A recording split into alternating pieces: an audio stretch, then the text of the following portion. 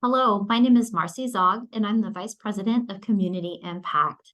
I want to welcome you to Read United and thank you for signing up to volunteer to spend time reading with our kids in this community and just helping them to develop a love for reading.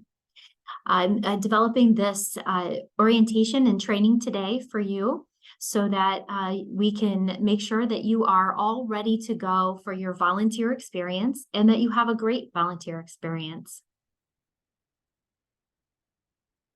So our United Way is very focused on three areas: education, income, and health.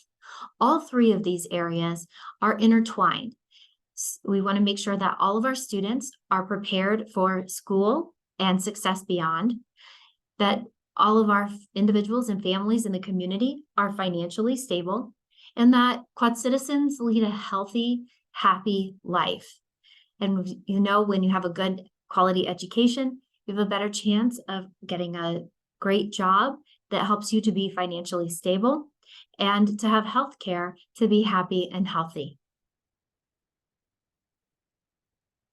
So let's take a look at some current numbers in the Quad Cities.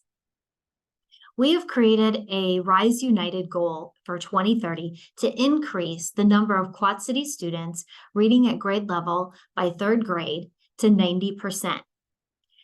Why third grade? Well, because third grade is a time when students go from learning to read to using their skills, their reading skills, to learn other subjects like science and math. And so we also know that when students are third grade ready or reading at third grade level, that they're 5 times more likely to graduate high school ready for success. So becoming a Read United volunteer will really help to our students and our community to be able to grow and for our students to be able to be successful. Currently, we have 55% of Quad Cities third graders that are reading at grade level. That's not good enough. We want to reach 90%. We know that pre-pandemic, we were about 65%. And after the pandemic, we were at 43%, as you can see here, in 2020 to 2021. So we have made some headway, but we still have a lot of work to do. I'm also happy to report that last year, those students that were participating in Read United, 62% of them improved their overall reading skills. And that's because of volunteers like you. And we're excited to have you volunteer and to see students learn and grow in their reading again. I apologize, that just went a lot farther, a lot faster. So where are we at right now? We are looking for about 350 volunteers to read one-on-one with the same student for about 30 minutes once a week at their school. As you know, because you're watching this video, you've already signed up, you've already selected your school, and you've selected your reading time. And you'll be getting information, if you haven't already, on when you can start and how you can get into the school and all types of information that you need just to make sure that you have a great experience. So here's what you can expect. Our students. The students that you're going to be reading to are students that are kind of on the bubble. They're not quite reading at grade level, but they have the potential to read at grade level. They're students that the teachers feel would benefit from the reading time with volunteers, and also students that teachers know can sit for the 30-minute time period and read with you. What do your reading spaces look like? Well, we know that space is limited at schools. And so the schools will designate different spaces. You may be in a library, you may be in a hallway, there may be another room that you read in, but we just want you to know and expect that you could be reading in a lot of different areas with the students. The books. This is always a really great question. Do you need to bring books or will books be provided? Any books or materials that the student needs to read will be provided and will be brought to your reading session with the student. I do want to say that you might not be, depending upon where the level of the student is, you may not be necessarily reading a book. You might be working on sight words. You might be working on reading sentences. You may also, and I'll talk some more about some different ways that you can read, you may be reading it popcorn style, you might be reading echo style, or a student may be reading to you. And sometimes you may just be reading directions to play a game. All of these types of things are great ways to help students learn how to read and really truly instill a love of reading for our students. You will also find an All About Me worksheet on our website, and you will get an email with that link coming to you if you have not already. That All About Me worksheet, we just ask that you print that out and that you fill it out and take it with you. That first time when you read, or your first volunteer experience, you may not read. It's all about getting to know the student and building a relationship with them. That All About Me worksheet is a worksheet that talks about your favorite color, your favorite book, and it's just really intended to get the conversation between you and your student going. And so don't be concerned if that first time you're not reading, and even into the first couple times. So what if you can't make it, or if your student is ill? We do have school information that we're going to send to you, and that you'll also be able to access at a later date on our website if you lose your email or you're not able to find the information. That information is going to include a contact person that you can call should you not be able to make your time, or also somebody that will reach out to you should your student be ill. I also want to note here that there's other students beyond the students that are scheduled to read with you that need assistance as well. And sometimes schools may choose to have you read with another student should your student be ill. So you may show up and you may be reading with a different student on a specific day. We do ask that you are flexible with your volunteer experience. We know if your student is out, you might read with another student, which I kind of just mentioned. Again, your student might not want to read that day, and that's okay. They might be having a tough day, and sometimes the students that you're working with just need that adult time one-on-one, and you can let them speak to you. And then you may read, some people may read with more than one student.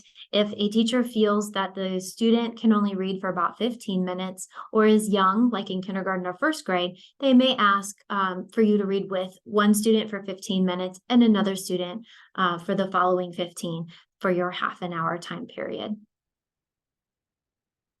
So what does it feel like the first time you go to read? I would ask that you arrive about 5 minutes early, just so that you can get acclimated to where you're going to park, which we do provide maps and information on, what door you enter, where you go. So you'll enter into the door, you'll go into the office, you're likely going to need to bring your ID. You will probably have to check in at the office where they will be able to tell you where you're going to go read and match you up with that student that you're going to be reading with, and or the adult at the school that will help you do that. So make sure you have that ID the first time and probably every time that you go to the school. We also will share links with you to maps that provide information about where you park at the school and what door to enter into. Again, we're also going to share details about the school with you. Those details include how you check in, who your contact is. There's also going to be some information in there that's really specific to the school. What are the goals that the school and the students are working toward for reading? Are there any specific details about the school or the way that school officials interact with students? Some of those pieces may be in those school details, and I would ask that you do take the time to take a look at those because they are really important to ensure that we're all working together to help the students read. And then we just ask that you appreciate the teachers, and we know that you do, but our teachers have so much on their plates and are working so very hard to help our students learn, and just appreciate you as volunteers, as do we at United Way, for coming in and just helping to sit with a student and spend dedicated time helping them learn to read. We also have a video that is online that Dr. Pandora Lawrence, a previous principal, created for us that talks about different ways that you can read with students. This does go into depth. It's a great video, and it also has some different things that you can do. But some of the things that we want to highlight that she's talked about is making sure that you're creating an environment of respect and rapport. This is something that's so very important, that our students feel valued and that they feel comfortable when they're taking intellectual risks. So I don't know if you remember, but I remember what it was like when I got called on to read my paragraph in 2nd or 3rd grade, and it was really intimidating. And so the more that we can just make our students feel comfortable reading with us, the better experience they're going to have, the more they're going to love reading, and the more they're going to grow their reading skills. Establish high expectations for learning. Make sure that you are lifting the students up in energy, and you're establishing those expectations for reading and asking them to kind of challenge them to try different words that maybe they aren't comfortable trying, just sounding them out sometimes. Smooth functioning of all routines. Routines meaning that you're coming to your reading session each time at the same time, which is how it is scheduled, that you're there for them each time because they do rely on you and they do look forward to that time with you. And just making sure that you get into that routine with them so that they know and they understand that you're going to be there, but then also establishing your routine as you read. What does that routine look like? We're going to go to a space, we're going to read a book, and we're going to talk about it together. So whatever that looks like, just establishing that with them. Make sure that you're managing student behavior. There are definite conducts, standards of conduct that students need to follow. And I would say that if you feel that you are having a problem with your student, please be sure to contact the person at the school to let them know, or if there's any behavior that you are concerned about. If the experience is not working out for you for some reason, we will also work with the school to try to get you a different student that might work better. And then we just ask that you relax and that you have fun. Smile, enjoy that reading experience, because the more you're enjoying it, the more that the students will enjoy it as well. So some reading tips. Again, recognizing those student energy levels. Encourage questions. So as you are looking at things, ask questions, but encourage your students to ask questions, because that's how students will comprehend the book. So stopping and asking, what do you think that means? What does this picture say to you? What do you think is going to happen next? Will encourage them to ask you questions as well. And those are all great ways to learn to read. So then also talking about what you read to help with comprehension. You can even apply different things to real life if it's applicable. Use expression when you're reading. That's something that's really important, is that not all kids get to hear adults read to them. And so sometimes they don't hear or feel or know how to use expression. So don't be afraid to use that expression and be excited when you're reading.